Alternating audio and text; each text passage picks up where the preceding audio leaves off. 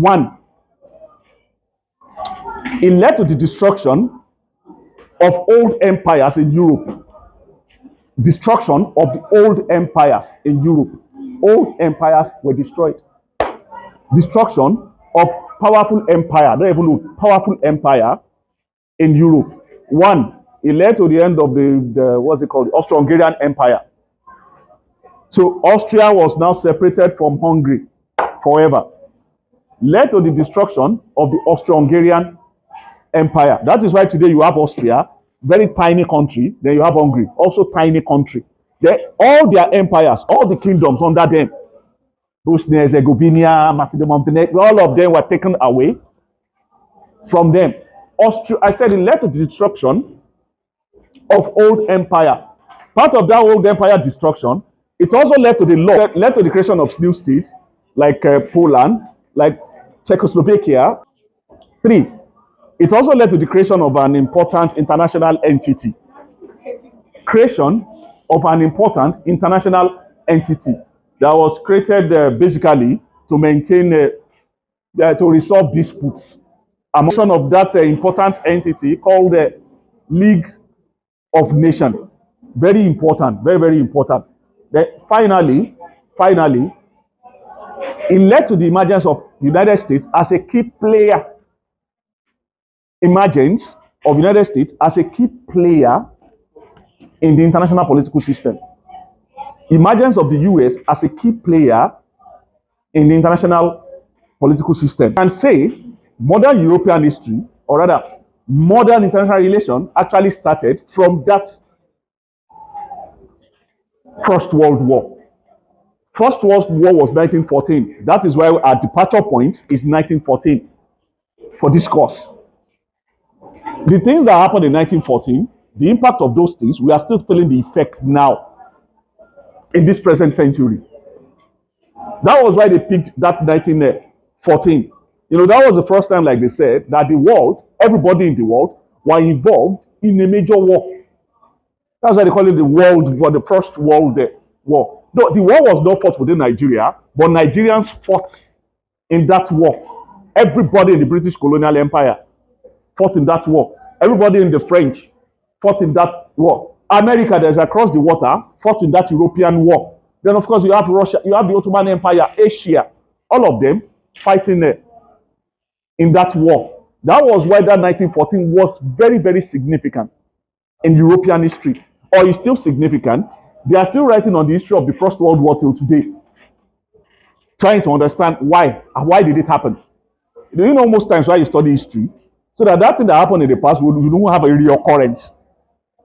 And that's why we are still studying that thing. And that is why historians are obsessed with beginnings. Historians are obsessed with beginnings. When a guy gives you a heartbreak, a breakfast, you sit down, you analyze. You analyze.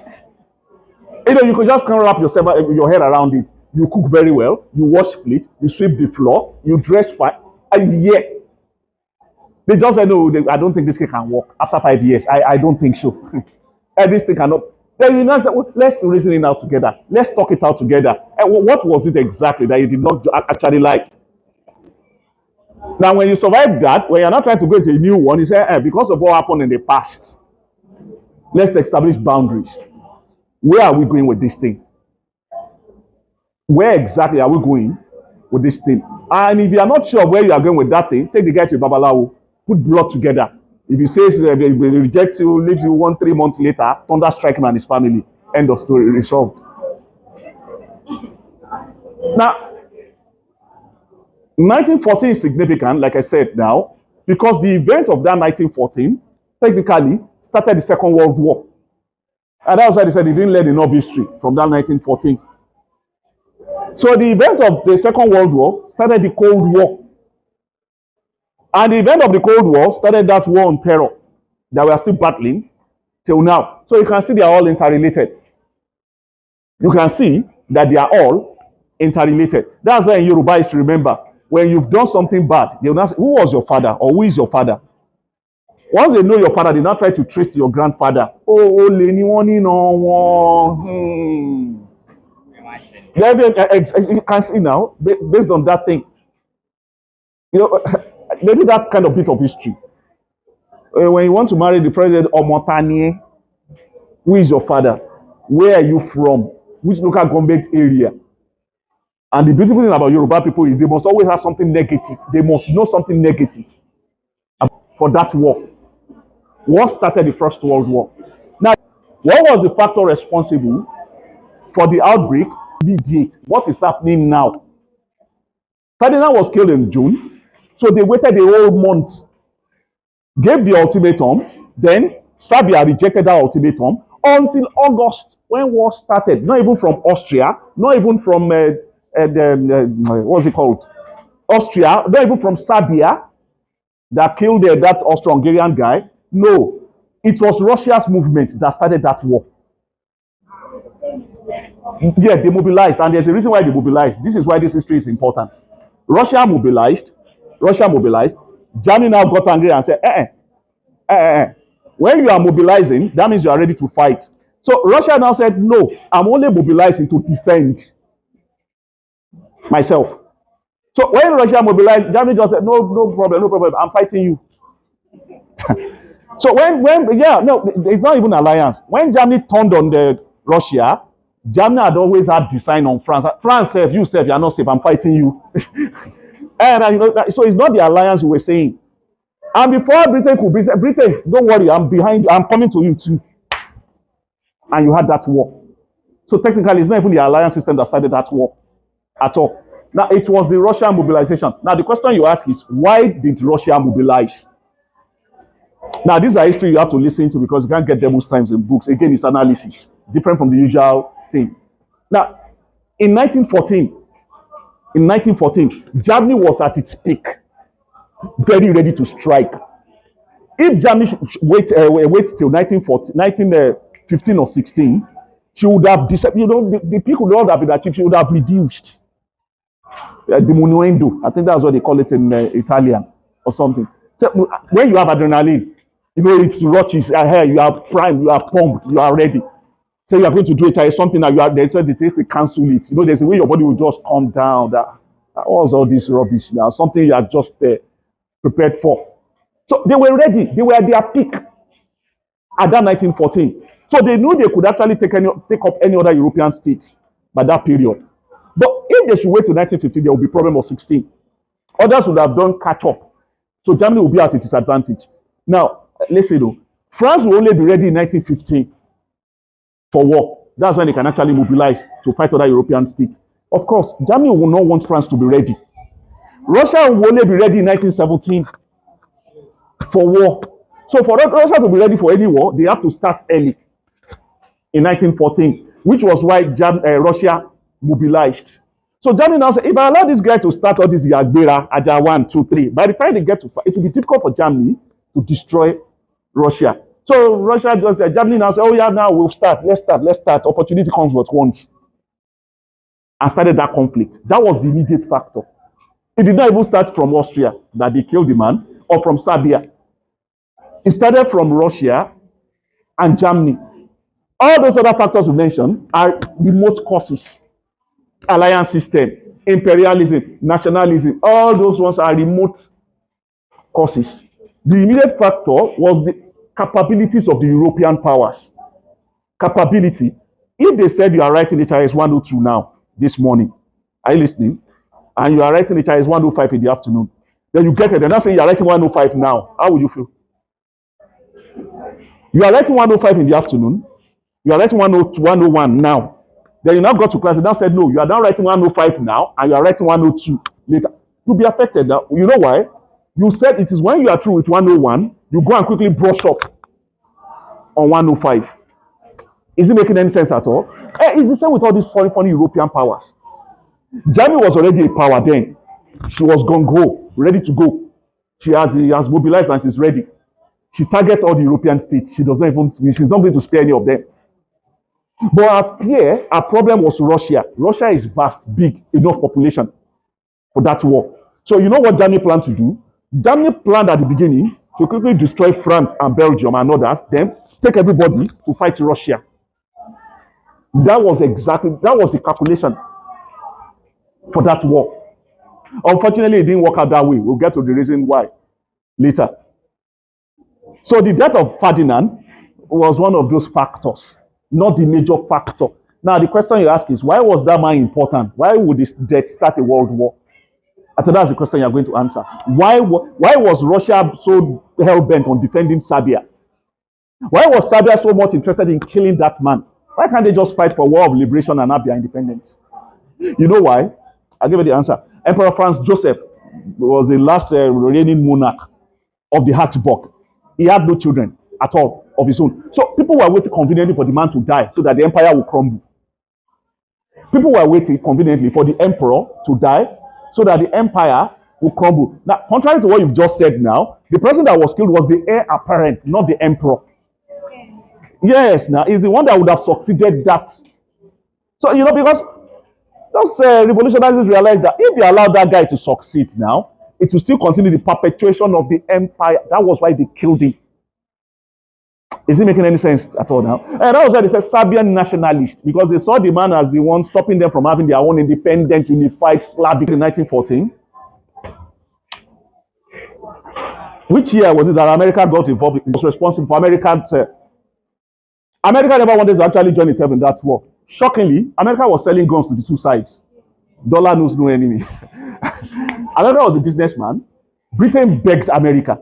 They begged. America said, no, now you know what you go find. So resolve your issue yourself. Germany, you want gun, buy. Britain, you want, buy. Kill yourself. Russia said, borrow, take, buy. Yes, it's wrong. It's wrong because they keep repeating the same falsehood. That because they bombed the American ship. No, Germany never bombed the American ship. Germany destroyed the British merchant ship. But American citizens were on board. And the name of that thing was Lusitania. Not that they bombed any American ship at all. Even in fact, when they bombed that thing, Wilson was reluctant. So he just sent what they call a diplomatic demarche to Germany. Verbal, strong warning. No, they try them. I don't like all this. I fight you. Why they bomb me? That kind of thing. So that was in 15. No? So America did not involve itself in 15, 16, until 17, when our sovereign integrity was threatened. You know what Germany did? Through its ambassador, then they wrote a letter to Mexico that Mexico should start a war at the back of America in case America wants to join. That at the end of that war, when Germany has succeeded in destroying everybody, they will give Mexico 3 territories within America. Yeah, that was why they call it the Telegram. And that was in 1970. That was what got America involved in that war. It confirms what we've always been saying. There is no humanitarian consideration in any state activity at all. It was that when that, if you know how long there was this guy's name, Winston Churchill, they've been begging America to come in. America said no, sir. They refused steadfastly that they were not interested. It's a European war. It was when that thing got to their doorstep, they now said, Johnny, you've passed your boundary. Even at that, they were even still reluctant. They were reluctant. But they had one joy. They were happy for just one thing. The war took place in Europe, not in America. So America could still continue its commerce in Europe. And from there, you can now see America now trying to become a superpower. They destroy their own economy, they destroy their own, not every American territory. Why would America become a superpower? The constellations aligned for America. Exactly. There's something they call it in English language, serendipity. Most of these things that happen, that made all these people great in life, is based on serendipity. David was not skillful. It was serendipity. God picked him and he was lucky. Musk was not rich from the beginning. He inherited his father's money. That was what he used in building that thing. Facebook, forget about all these, their useless motivational speeches that they started from this. It's a lie. None of them, I researched them, none of them started from this crash. It's either the daddy gave somebody $2,000, $10,000, or somebody died, they inherited that thing, and they built on that thing. And the difference between them and us is when you inherit that money, it's party after party, every day, club, just spend, spree. But then they took their own, they used their, okay, do it. But they used their own, they what do you call it, entrepreneur. How can I maximize? How can I increase this money? That's just the difference. But any motivational thinker that comes around, Dangote got money from the father-in-law, if I remember correctly, to start his first business. All of them had seed money. So it's not from the trenches, gutter, that they just came from gutter Cinderella story, and before you know it, they are not. No. Can I continue? So we've established why America got into that war, and miraculously, America's intervention was decisive in bringing that war to an end. Two sides fought that war. You have the Triple Entente or Entente, yeah. Then you have the Triple Alliance. So the Triple Entente now, you have what they call them: Britain, France, Russia. Though by 1917, Russia was forced to pull out of that war.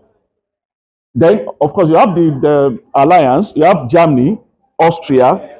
Then the Italians. That's why they said in any war, in any situation, the first people you kill are those fence sitters. Fence sitters are the ones that will stay to see who will win, who will lose, before they now join. That was exactly what Italy did. Italy said, "I'm not for anybody. Oh, you know why you're killing yourself." But when they now noticed that the others were losing, they now say, for you. Let's join in sharing everything together. Niccolo Machiavelli was the one who said that, actually. And that truism is true.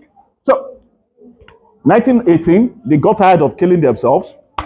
I think it was even the Germans that appealed to America to just tell them to come and sign that thing. We are tired. Let's bring this thing to an end. So the war came to the hostility ceased on that battlefield in 1918, and they signed peace treaty in 1919. But then I didn't use the word the war came to an end in 1919.